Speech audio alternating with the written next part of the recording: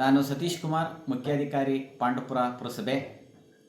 2025-26ನೇ ಸಾಲಿಗೆ ವಾರ್ಷಿಕ ಸುಂಕ ಹರಾಜನ್ನು ದಿನಾಂಕ 7/3/2025 ಶುಕ್ರವಾರ ಬೆಳಿಗ್ಗೆ 10:30 ಗಂಟೆಯಿಂದ ಹಮ್ಮಿಕೊಳ್ಳಲಾಗಿದೆ.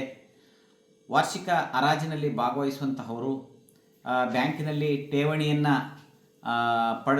ಠೇವಣಿಯನ್ನು ಡಿ ಮೂಲಕ ಪಡೆದು ನಗರಸಭೆಗೆ ಇಂದಿನ ದಿವಸ ಹಾಜರುಪಡಿಸಿ ವಾರ್ಷಿಕ ಹರಾಜಿನಲ್ಲಿ ಭಾಗವಹಿಸತಕ್ಕದ್ದು.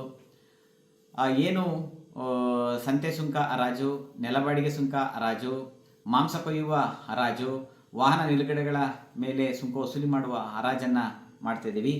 ಇದರಲ್ಲಿ ಭಾಗವಹಿಸಬೇಕಾದ್ರೆ ಪುರಸಭೆಯಿಂದ ಏನು ನಿಗದಿಪಡಿಸಿದ್ದೀವಿ ಆ ಠೇವಣಿಯನ್ನು ಪಾವತಿಸಿ ಭಾಗವಹಿಸುವುದು.